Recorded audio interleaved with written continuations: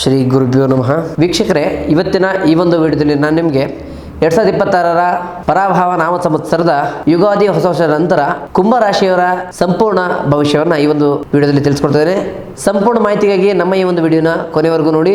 ಅದಕ್ಕಿಂತ ಮುಂಚೆ ನಮ್ಮ ಚಾನಲ್ನ ಯಾರು ಲೈಕ್ ಮತ್ತು ಸಬ್ಸ್ಕ್ರೈಬ್ ಮಾಡ್ಕೊಂಡಿಲ್ವೋ ಭಕ್ತಿಯಿಂದ ಈ ಕೂಡಲೇ ಲೈಕ್ ಮತ್ತು ಸಬ್ಸ್ಕ್ರೈಬ್ ಮಾಡ್ಕೊಳ್ಳಿ.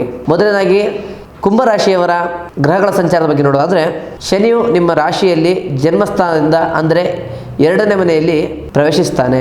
ಶನಿಯು ನಿಮ್ಮ ರಾಶಿಯಲ್ಲಿ ಜನ್ಮಸ್ಥಾನ ಅಂದರೆ 1ನೇ ಮನೆಯಿಂದ 2ನೇ ಮನೆಗೆ ಸ್ಥಾನಪಲಟ ಆಗ್ತಾನೆ. ಇದರಿಂದ ನಿಮ್ಮ 7ನೇ ಶನಿ ಅಂದರೆ 7.5 ಶನಿಯ ಮಧ್ಯಮ ಹಂತ ಮುಕ್ತಾಯ ಆಗಿದೆ ಅಂತ ಅರ್ಥ. ಇದು ಮಾನಸಿಕ ಒತ್ತಡವನ್ನ ಕಡಿಮೆ ಮಾಡುತ್ತೆ. ಗುರು ನಿಮ್ಮ ರಾಶಿಯಲ್ಲಿ 5ನೇ ಮನೆಯಲ್ಲಿ ಸಂಚಾರ ಮಾಡ್ತಿರೋದ್ರಿಂದ ಅತ್ಯಂತ ಶುಭದಾಯಕ ಅಂತ ಹೇಳ್ತೇವೆ. ರಾಹು ನಿಮ್ಮ ಜಾತಕದಲ್ಲಿ ಜನ್ಮಸ್ಥಾನ ಅಂದರೆ 1ನೇ ಮನೆಯಲ್ಲಿರೋದ್ರಿಂದ ಅನಿರೀಕ್ಷಿತ ಬದಲಾವಣೆಗಳನ್ನ ನಿಮ್ಮ ಜೀವನದಲ್ಲಿ ತರ್ತಾನೆ. ಕೇತು 7ನೇ ಮನೆಯಲ್ಲಿರೋದ್ರಿಂದ ದಾಂಪತ್ಯ ಜೀವನದಲ್ಲಿ ವೈರಾಗ್ಯ ಮೂಡುತ್ತೆ. ಇನ್ನು ಶಿಕ್ಷಣದ ಬಗ್ಗೆ ನೋಡೋದಾದ್ರೆ, ವಿದ್ಯಾರ್ಥಿಗಳಿಗೆ ಇದು ಅತ್ಯುತ್ತಮ ವರ್ಷ ಅಂತ ಹೇಳ್ಬೋದು. 5ನೇ ಮನೆಯಲ್ಲಿರುವಂತಹ ಗುರುವಿನ ಶಕ್ತಿಯಿಂದ ನಿಮ್ಮ ಸ್ಮರಣ ಶಕ್ತಿ ಹೆಚ್ಚಾಗುತ್ತೆ.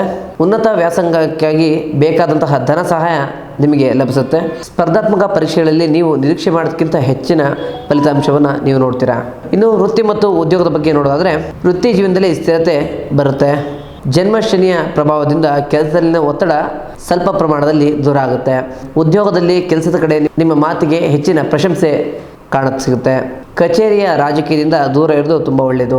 ಇನ್ನು ವ್ಯವಹಾರಸ್ಥರಿಗೆ ನೋಡೋದಾದರೆ, ವ್ಯಾಪಾರಸ್ಥರಿಗೆ ಈ ವರ್ಷ ಆರ್ಥಿಕವಾಗಿ ಚೇತರಿಕೆ ಕಾಣುವಂಥ ಕಾಲ ಅನ್ಬೋದು.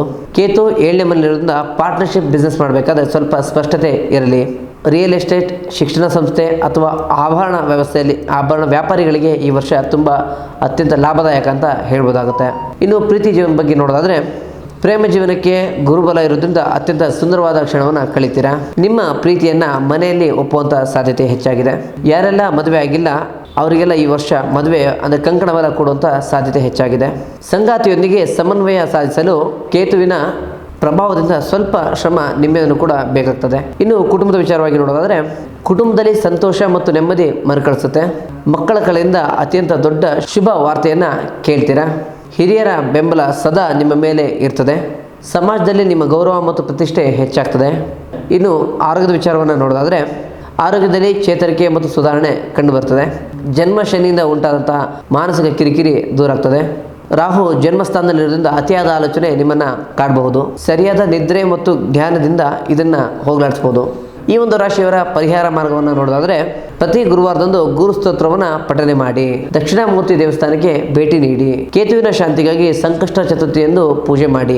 ಈ ರಾಶಿಯವರ ಅದೃಷ್ಟ ಸಂಖ್ಯೆ ಮತ್ತು ಬಣ್ಣವನ್ನು ನೋಡೋದಾದರೆ, ಅದೃಷ್ಟ ಸಂಖ್ಯೆ 8, 5 ಮತ್ತು 3. ಅದೃಷ್ಟ ಬಣ್ಣ ಈ ಒಂದು ರಾಶಿಯವರಿಗೆ ನೀಲಿ ಮತ್ತು ನೇರಳೆ ಬಣ್ಣವನ್ನು ಸೂಚಿಸುತ್ತದೆ. ಒಟ್ಟಾರೆಯಾಗಿ ಕುಂಭರಾಶಿಯವರಿಗೆ ಈ ಒಂದು ಯುಗಾದಿ ವರ್ಷವು ಜನ್ಮಶರಿಯ ಭಾರತದ ಮುಕ್ತರಾಗಿ ನೀವು ಹೊಸ ಭವಿಷ್ಯದತ್ತ ಹೆಜ್ಜೆ ಇಡ್ತೀರಾ. ಗುರುವಿನ ಕೃಪೆಯಿಂದ ಈ ವರ್ಷ ನಿಮಗೆ ಸಂತೃಪ್ತಿ ಸಿಗುತ್ತೆ. ಒಟ್ಟಾರೆಯಾಗಿ ಇದಾಗಿತ್ತು ಕುಂಭರಾಶಿಯ ಯುಗಾದಿ ಹೊಸ ವರ್ಷದ ಸಂಪೂರ್ಣ ಭವಿಷ್ಯ. ಹಾಗೆ ನಿಮ್ಮ ಜೀವನದ ಯಾವುದೇ ಸಮಸ್ಯೆಗಳ ಪರಿಹಾರಕ್ಕೋಸ್ಕರ ನಮ್ಮನ್ನು ನೇರವಾಗಿ ಭೇಟಿ ಆಗಬೇಕು ಅಂತಂದರೆ ಕೆಳಗೆ ಕಾಣೋ ನಂಬರ್ಗೆ ಕರೆ ಮಾಡಿ. ಮುಂದಿನ ವಿಡಿಯೋದಲ್ಲಿ ಸಿಗೋಣ. ಧನ್ಯವಾದಗಳು.